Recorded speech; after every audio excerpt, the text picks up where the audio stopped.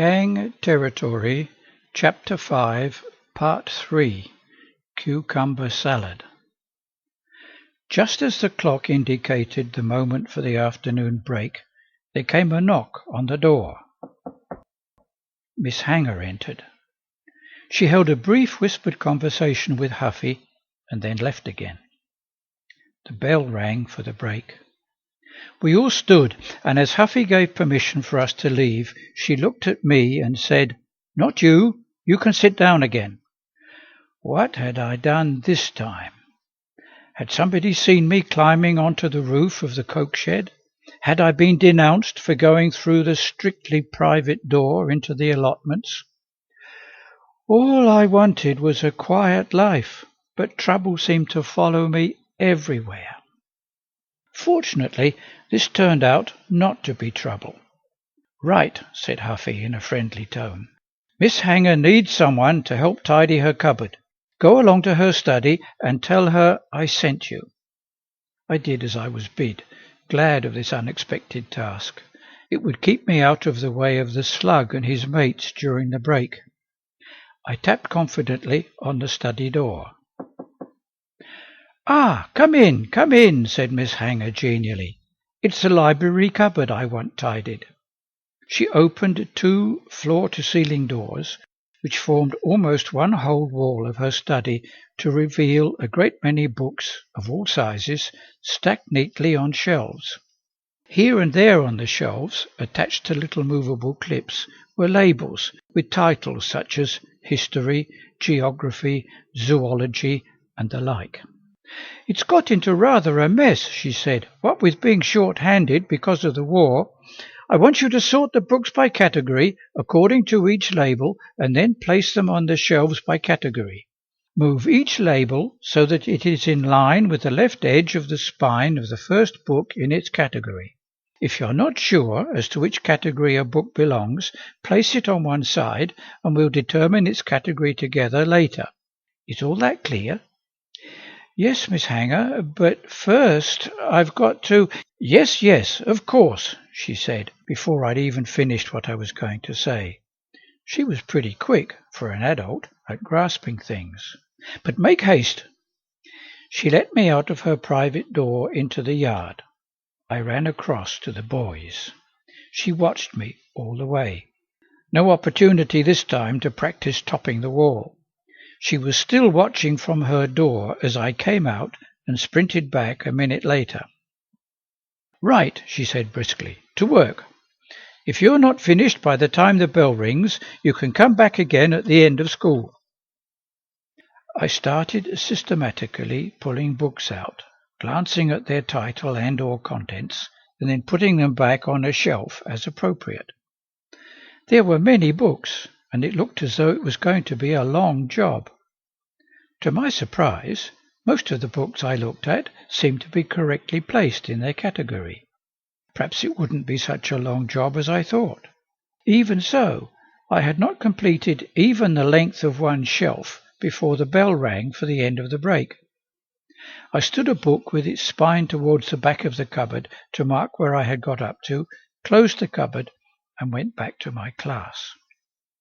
When the end of school bell rang, I waited in my place till my classmates had all filed out. Then I went to Miss Hanger's study and tapped on the door. She opened it, looked down at me with a puzzled expression, and said, "Yes? What is it?" I was surprised at this reception. "The cupboard, miss, the books." "Oh, yes, I'd forgotten. How far did you get?" "Oh, not very far. I marked the place with a book." She opened the cupboard door, and I showed her.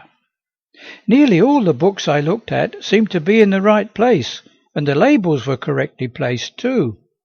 "Oh, then somebody must have already tidied the cupboard," she said. "I seem to be getting forgetful." She shut the cupboard. "Do you like books?" "Oh, very much.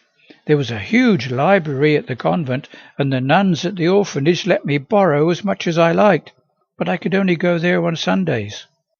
You've got some books in the cupboard I'd like to read. Could I borrow them?" "I'm afraid not. These books are for reference by the staff and are not to leave the school." She saw the disappointment on my face. "But we'll see. I'll talk to the board. Perhaps something can be arranged." She glanced at her watch and said, "I think it's about time for you to go now. Go back to your classroom to fetch your Bertrand Russell and your cucumber, then I'll let you out like yesterday."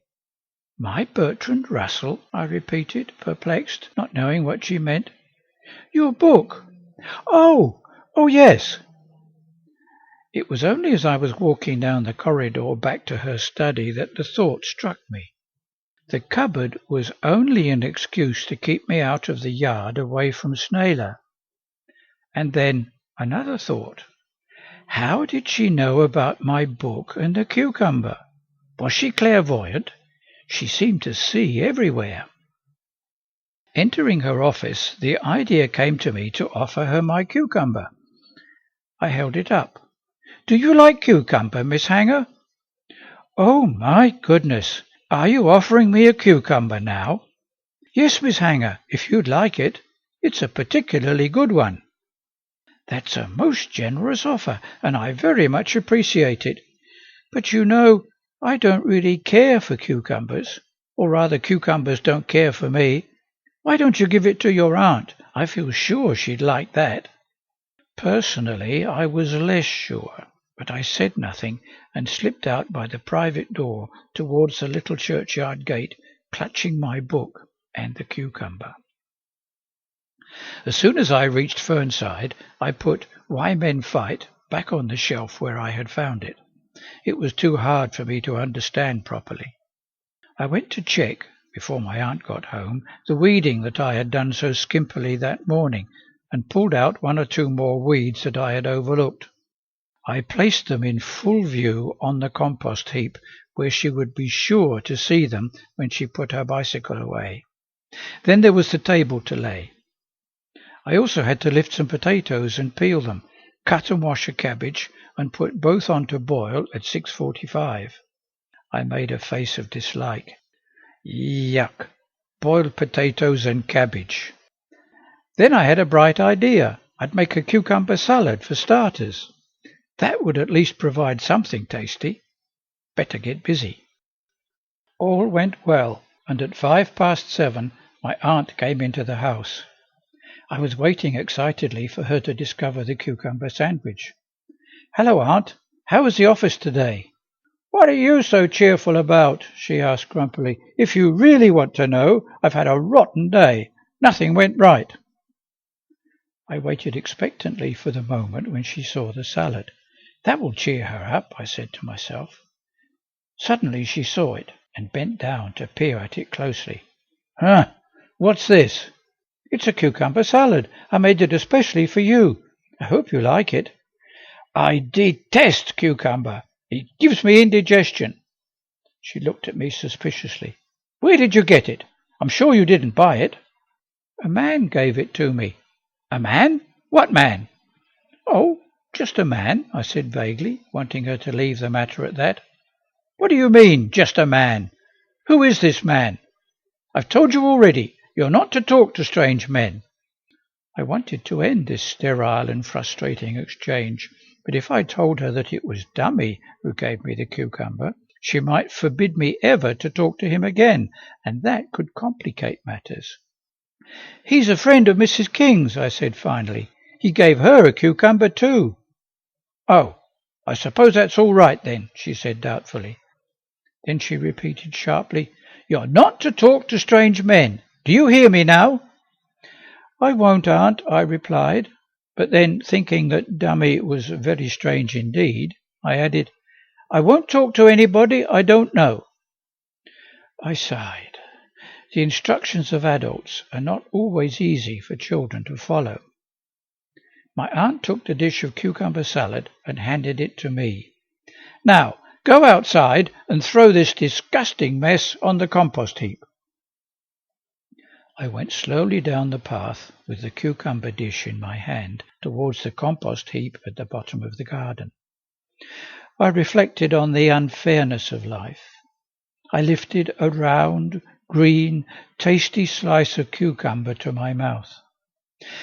Anyone who expected life to be fair simply couldn't see straight. I bit into the cucumber slice. It was crisply and satisfyingly delicious. The important thing about life was not to expect fairness, but to savour the moment. Even Dummy knew that. I bit into another succulent slice. It was good. "What are you daydreaming about out there?" cried my aunt from the back door. "Hurry back in. The vegetables are getting cold on the table. I've brought home a tin of pressed beef to go with them." "Oh, yuck," I said under my breath, then added a gurgling vomiting sound. Ugh. I looked in the direction of the allotments and muttered, "Thank you, Mr. Pierce, for the cumber." I turned and ran back to the house. "I'm coming, Aunt." Before getting into bed that night, I thought about why some people, film stars for instance, are rich and have lots of good things, and why others, like Dummy, are poor and have almost nothing. It didn't seem right to me.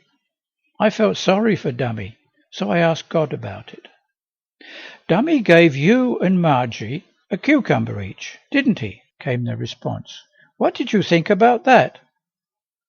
It seemed to me pretty good, and the cucumber found a neat use in keeping Slim at bay. "Have you ever been given a cucumber by a film star?" came the inner question. I had to admit that no, I hadn't, and Margie had probably never received a gift from a film star either. Then it dawned on me that, as far as Margie and I were concerned, Dummy was richer than any film star. His pleasure in offering the gift probably made him feel rich too. I gave 3 silent cheers for Dummy and looked forward to meeting him again soon. "Hey, thanks God. It's pretty neat discussing things with you. See you tomorrow."